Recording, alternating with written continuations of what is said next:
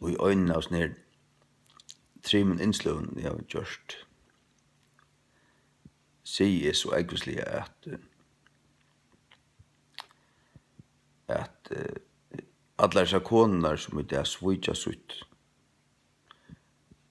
tjonaskapslyfte kallt der for helvetes hekser.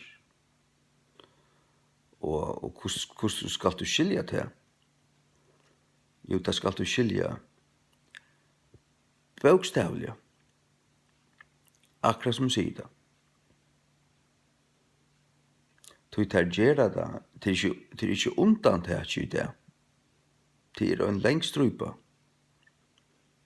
Og i Guds år hår, siløyse og alt det her. Eller at brøta tjonabandet, det er nästan lika alvorligt som år. Og det kan han vittna som har upplevt at være svidgen. At han ikke seg faktisk dejan. Han ikke skal liva mer. Og i lenga samliga tog. Og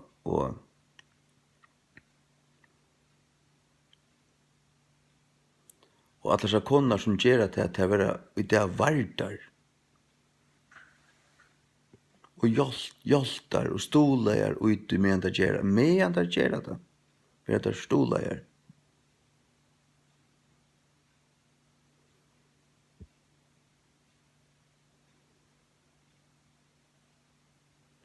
Og jeg trykker tog at negvar av dem, hvis det ikke rakna vi og vakna til alvor, vakna til rattvise, så hongra det i dømen. Inntil der dodja. Hvis det fortsetter i samme dor, vi samme spilta hjärsta. Og tar færre i helvete.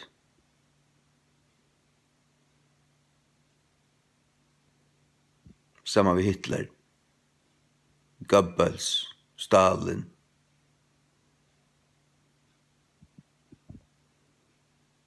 Og grunden til at jeg sier det så alvorligt og så kraftig og stand og vitta til er simpelthen til at jeg mener det. Du kan tenke det bokstavlige.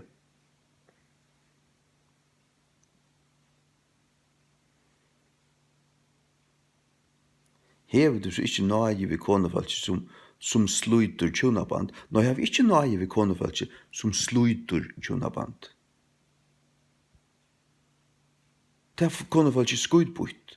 Men jeg kan hava nøye ved konefallet som fyrr hever slite tjonaband, men som i det er vakna til alvor. Hvis det ikke er vakna til alvor, og heldur, ja, det måtte bare henta så, og jeg gjør det bare, og det er så bare det.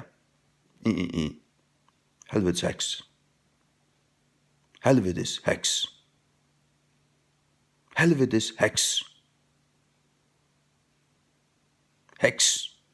Jeg sier helvetes heks. Og det er altså hva du erst. Det er ikke det som jeg kallar det. Jeg sier hva du erst.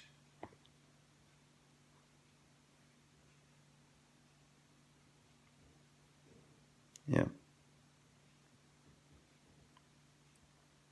Og men et konefolk som var gift og her det blev skilt, det var hon som svøk sin mann og alt det der men nu har hun sett sannløykan og sett at tjonabandet er til livstøy og huksar ærvis i det. Hun har ikke gjørst det her. Hun skiler til at øynast av grunn man kan skiljast for det til hvis tun mætje var uttrykk for møtet der. Så kan hun skiljast. Det er som skiljast ter geng ikke ansomhandler. Ter er ikke frahaldant. Ønsken av dem. Konefolk er alltid fyrre til å få seg en annan. Og medveren gonger alltid minst 4-5 år og bløyer. Det er det som jeg har sett. Så i mine hjärsta, det som jeg har sett, så er det bare menn som virkelig elsker. Konefolk er kavråte.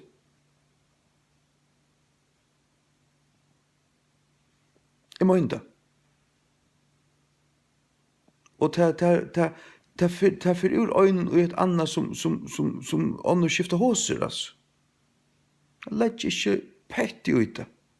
Svøyja tjuna bandet, for dansande hvor jeg er.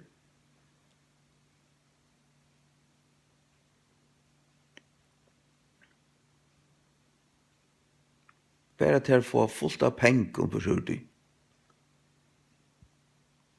Og det er ofte det er egentlig det det dreier seg om. Ja, hvis jeg kan få systemet at få kvarskrannar av hånden og mjölka bara nok på seg ur hånden og mannen og så lenge tog som mulig, så fort.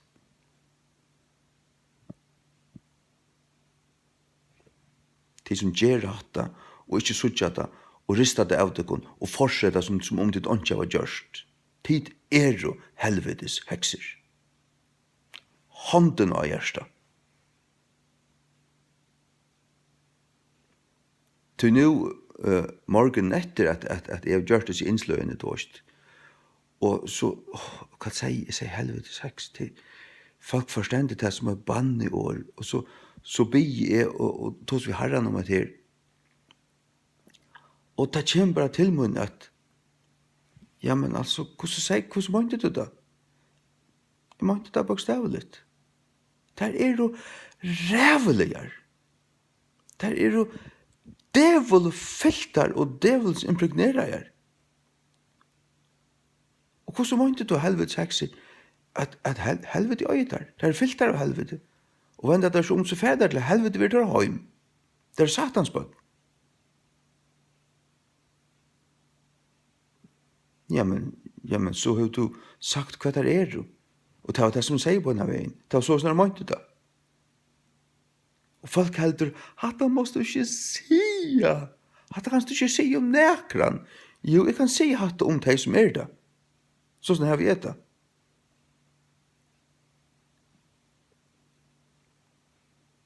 Men som sagt,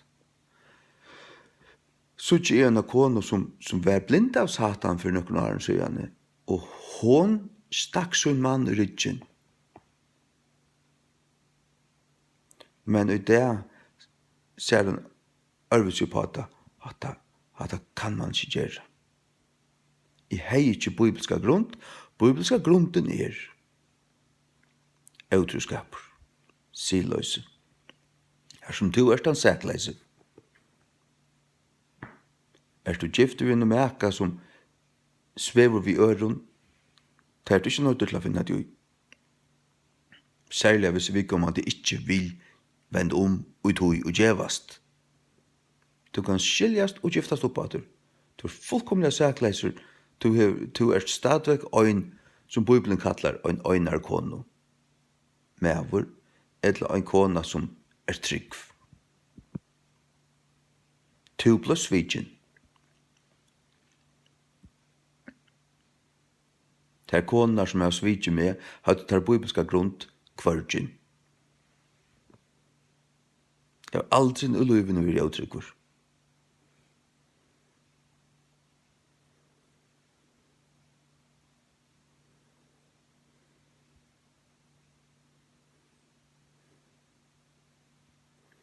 Så kan du si, ja, men at det fordømende, Jesus dømte ikke, bla bla bla. Jesus sier sint for sint. Jesus er ikke en hikklare. Men han sier, fær og sint ikke mør. Det vil si, innsøkt tunna sint og bli et nytt menneske. Det er det som jeg mener vi. Og det konevalt som er et problem her? Ja, det det.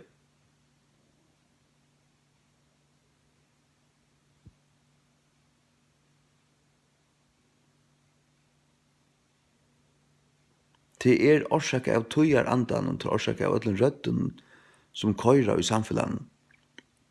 Det årsak av ødelen tusen der høyra, altså et liv, og for at halda. Av sjøvnarpe, av bløven og av holdningen i samfunnet som holdt. Og til jeg kom inn i møgnjødner og alt. Møgnjødner er det sånn at hev du trobløkker så først fram til forbøn. Og så teska det ting i øyre og der at han har. Og så vil du bjør hjem til kona tja pastoren og så sussa her, sussa. Og fortelja alt, og fortelja. Og hender til at en ung kona og i samkomne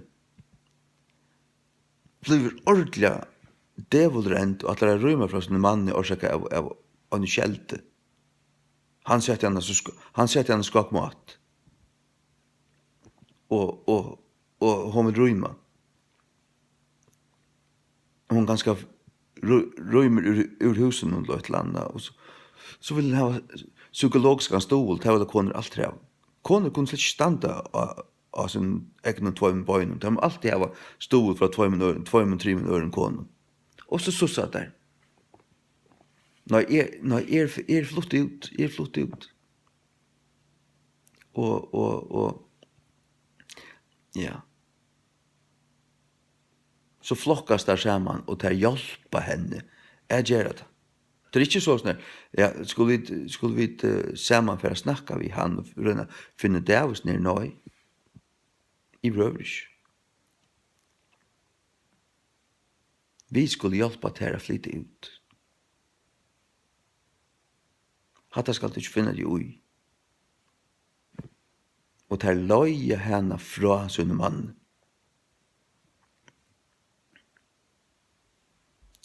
Ikke bare ter, men også mennene tjåsen konen, tar av unga møyning.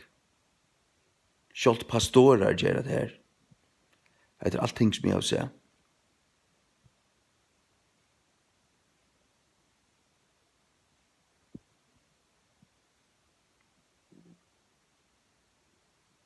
Så tid unge koner vi hæsson og hjertan at ja, hatt det gjør sånn ekkert det. Hvis jeg ikke er ordentlig nøgt ved min mann, hvis jeg har ordentlig tropløyker, så skiljes det bare. Det er bare det. Og så kommer det her til, og så til livet og livet sammen, og det kommer tropløyker, det kommer skjelt. Det er kjert det. Det er alltid kjørt. Men hever du tann innstillingen programmerer en i høtte og på forhånd, at jeg tar det kommer her til, ta gjør man bare til at man rymmer. Og hva gjør du ta? Du stinker han ryggen, du dreper han. Og i rævliga stauren parsti av tilfellet det at konan er en oppumpa heks som ikke vil underkjeva seg. Tog med over en ytler. Det er sannhøyt. Hei du lærst jeg være ordentlig, hei du være opplært jeg være ordentlig. Hei du være ordentlig. En bibelsk kona og en Sara. Så vore ånger tropløygar.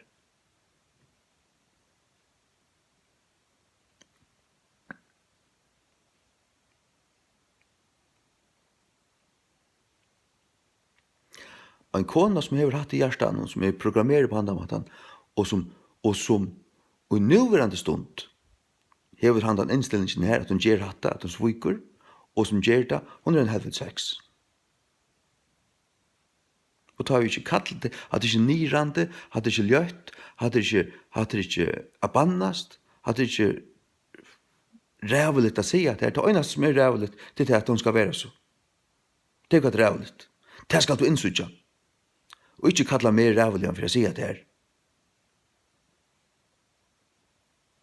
Tid som ikke sutja til rævlig og i hæsson, men sier mer være rævlig for å si at det er rævlig, det er du skuiput.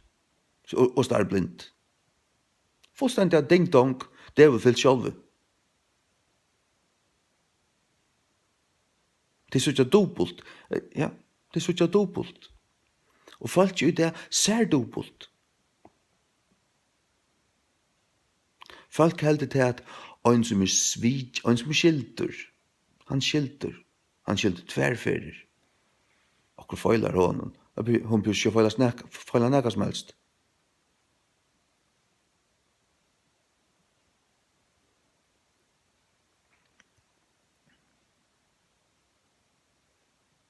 Han sviken tvärferer.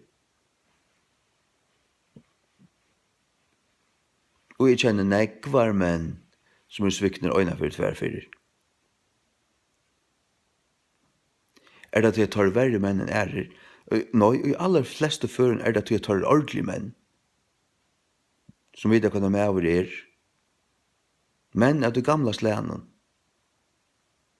Jeg kjenner fløyre her, og sånn Rydvig og Avvig stand.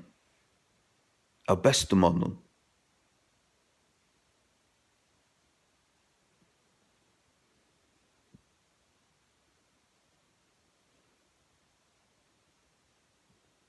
Og konna rymma, og det var forsværa og forsværa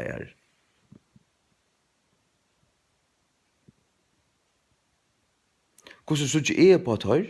Så ikke er på at høyr som om tar hava en plett av seg, at konan stakk av ryggen og rundt ikke inn i eia. Hver er plett? Hon som stakk av ryggen og rundt Hever hon en samma hjärta som hon hei ta en gjørde til, så hon en helvetes heks. Hånden av hjärta.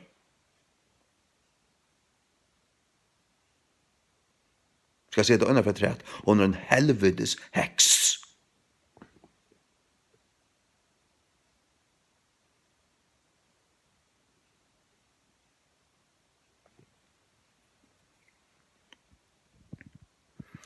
Så blev det pura febrilsk. Alla koner helvetes hekser.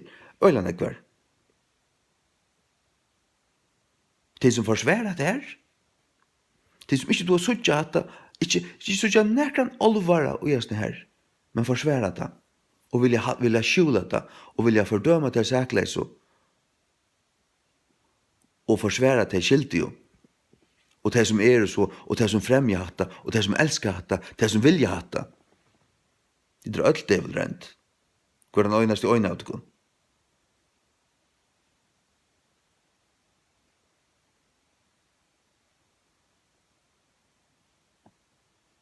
Hvor han øynast i øyne av det.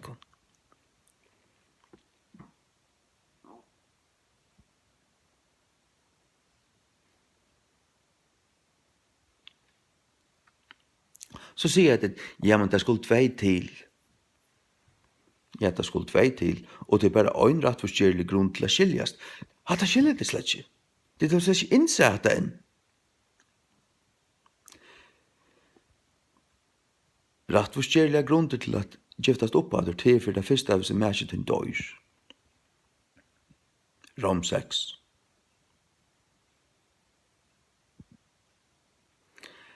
Etla visse mærket til var sileiser. Uttrykk for møter. Matteus 9. Etla og i 3 tilfellet visse mærket til rymer fra ryming. Men det skal du legge saman vi 4 tjei etlo, at fer hon som skal være verandi avgift, det vil sija. Det vil sija, etla være samøyna til ektamannssunds.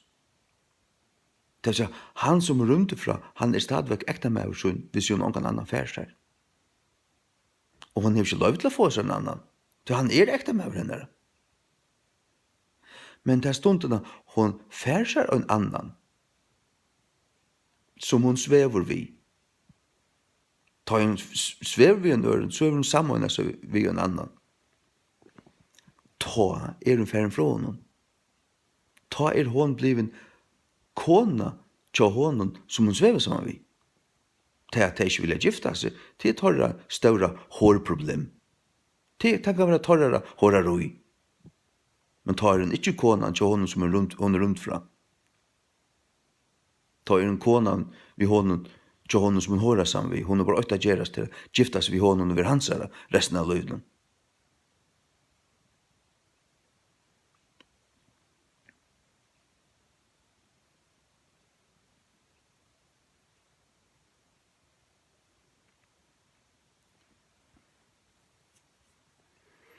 Ja.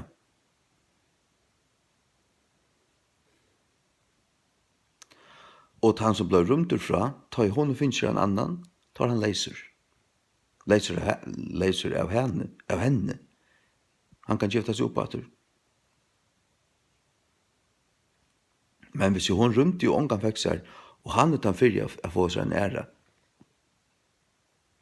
så han hårdrøveren. Så han svujaren.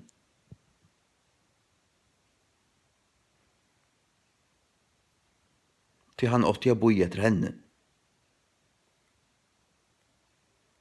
Så snart hun kan det sammen. Så einfalt er det her. Det er ikke mer å si om det her.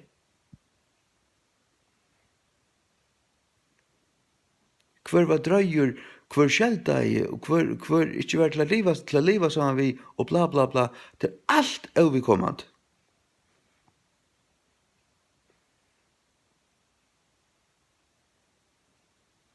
Til at hver er ikke omkring til å leva sammen vi, så eller så.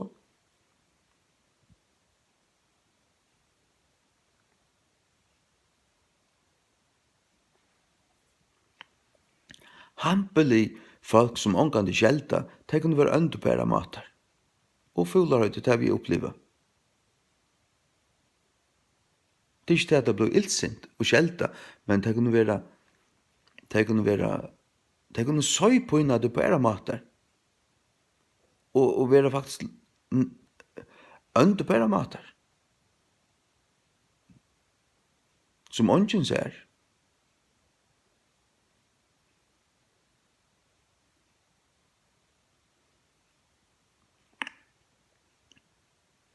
Tog på folk for å sitte klart av sin økken her.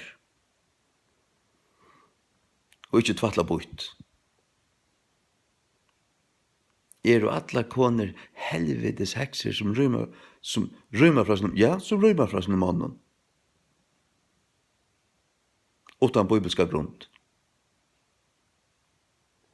Men rymmer der fra sin mann til han var uttrykkvur.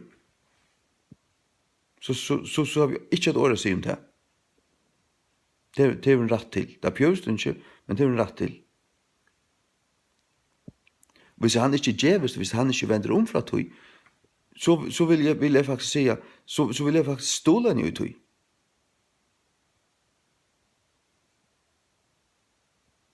Det er det eneste rett å gjøre. Hvis det fortsetter. Hvis hun prøver alt hva hun kan å få han å stegge, men han er bare simpelt en hoppløser. Og han sier, jeg vil rymme.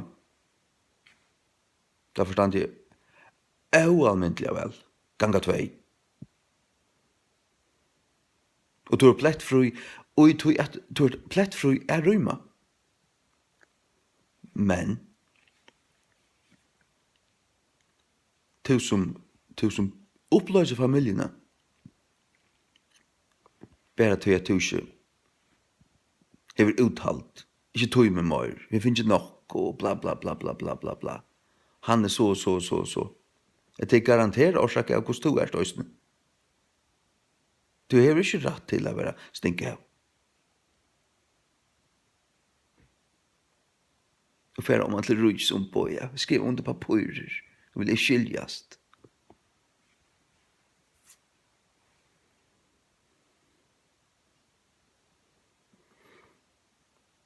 Han som hever hatt og hjertan og gjer det, helvet sex.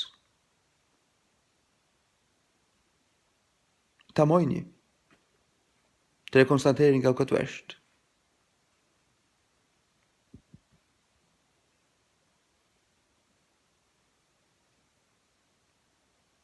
Ikke snakk om det så at når du har gjort det, du får bare fra øynene til en annan, til en annan, til en annan, til en annan, til en annan, til en annan. Hva er det? Det er en helvete såret.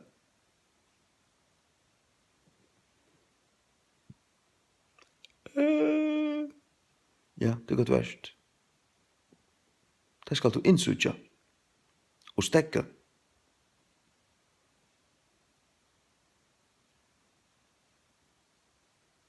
Og bli ordentlig og få dere hjärsta.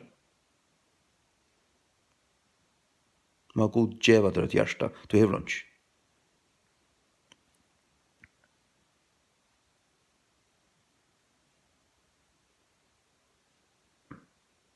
at jeg har et hjärsta til å være prinsippfastor. Og halda seg til det, at det gjør jeg ikke. Det det som folk manglar i det. Det det som folk manglar i det.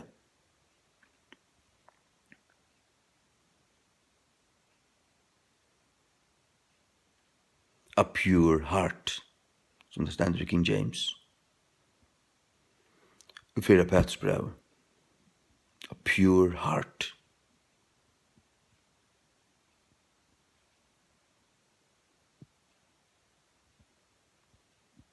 Ja.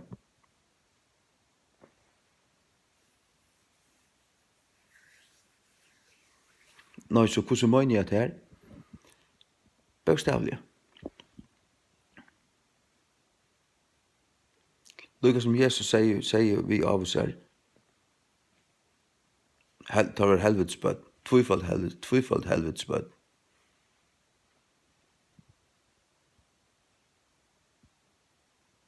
Folk som gjør dette jo så nær til å være mordere som det kunne være. Så ikke en bjergjeng for dem, jo, hvis det ble ordentlig. Hvis det var om sånn hjerte ble ordentlig.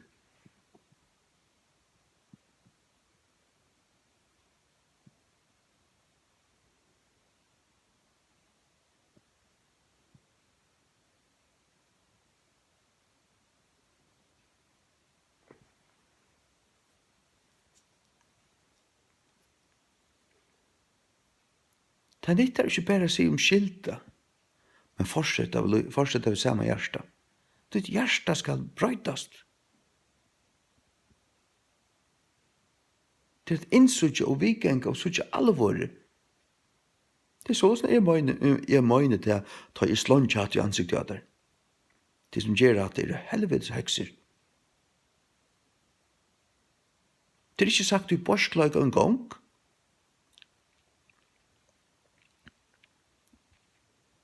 Det sagt vi tar mening og atlan at det skal knalla det i ende og få det hokse om og stekka og bli ordentlig.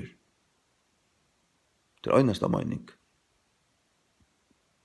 Og det en god mening.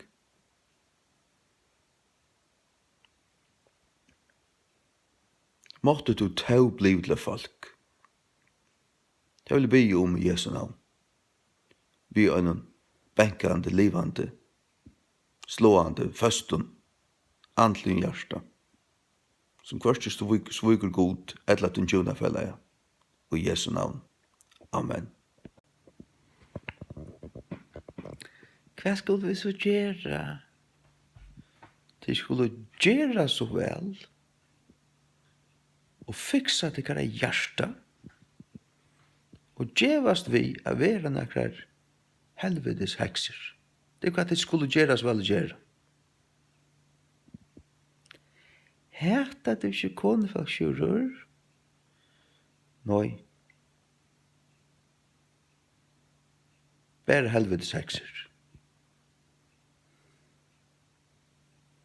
Altså, jeg hætta jeg suttet her. Jeg hætta der ikke, ikke det ringast da. Ikke dømen at det skulle fiksa sitt hjärsta for å hoksa rett og bli ordentligere. Så har vi ikke anstikt for den mer. Anstikt? Sjølvand har vi anstikt for fennskap. Sjølvand har vi til. Det er vi god øysene.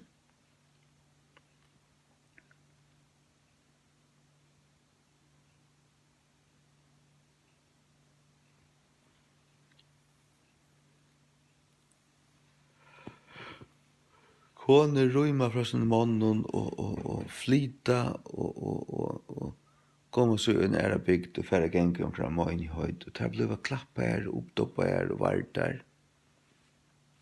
Det var det her som fullkomlig sviker sin mann. Jeg vet det. Og han ikke gjørst av meg. Det eneste som han i torre egen har gjort til at det eneste som han følte i torre egen, det var det at han ville ikke alt som det ville. Han var ikke med gjørlig. Han var for faster. Han var for... Nei. Han stod om det møte. Og visste hva det med var og visste at han var her i husen, og han sier hvordan tingene skulle være. Der skulle hun finne seg i. Hette er ikke stått litt.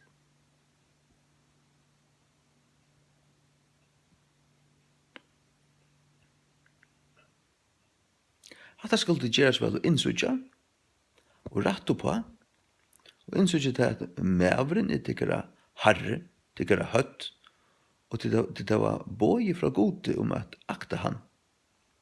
Og stink du bare av fra noen første skilsmisse og første en annan, så du en helvete sex.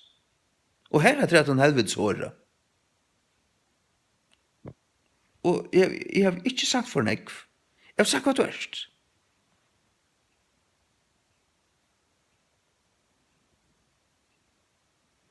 Og så halda sommer, at sjur er rævlig å sige sånt. Nå er ikke rævlig å sige sånt.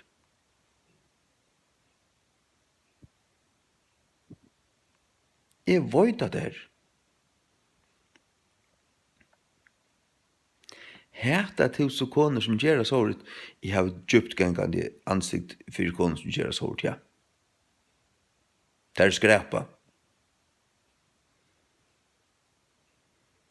Men altså, alla det som nekvar, det som heva gjør sånt, men er vakna her til lufs, og jeg finner en samvisko, og det er i fer vi at rette opp på seg og bliva ordentligere. Klapp. Fortsett vi tog gamla, og Herren signa det og djeva der. Som man sier, en skon full recovery. Måste komma fyra til ut ur satans gattne. Jeg har ikke sier om det. Men det som er ui her, det som forsværet her, det som atla fortsetter ui her, satans ungar er ditt, allsommel. Og det inkluderer somma pastorer, satans ungar. Jeg har ikke annet djeva det enn lorst fra man av. Det er det øyneste tid har bruk for det, det er det øyneste tid er verd.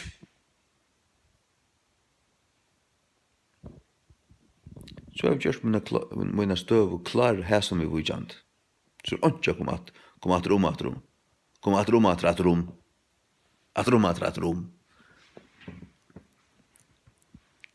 Kan mine kjøre vi, vi tåser han sånn her, ja, nå vet jeg ditt. Og jeg har ikke sagt for en ekv, jeg har bare sagt det som det er. Akkurat som Jesus sier, tykker det helvetes bød. Det er selv helvetes bød, ta det gjør en troskifting, ta gjør det ur honom, og tvøyfalt større helvetes bød enn det er selv. Paulus sier det samme vi Elimas, tog djevelsens bød. Jeg vet.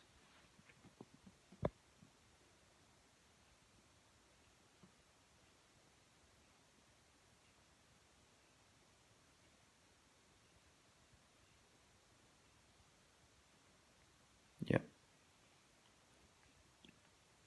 Det er det.